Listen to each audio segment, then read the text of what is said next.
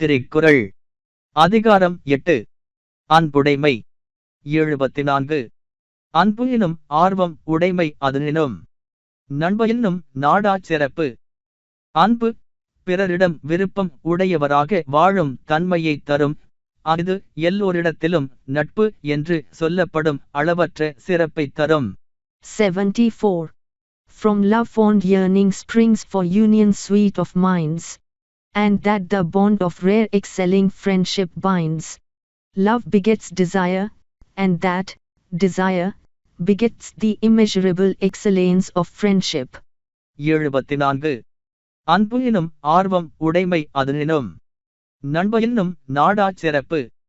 அன்பு பிறரிடம் விருப்பம் உடையவராக வாழும் தன்மையைத் தரும். அது எல்லோரிடத்திலும் நட்பு என்று சொல்லப்படும் அளவற்ற சிறப்பைத் தரும். 74. From love fond yearning springs for union sweet of minds, and that the bond of rare excelling friendship binds.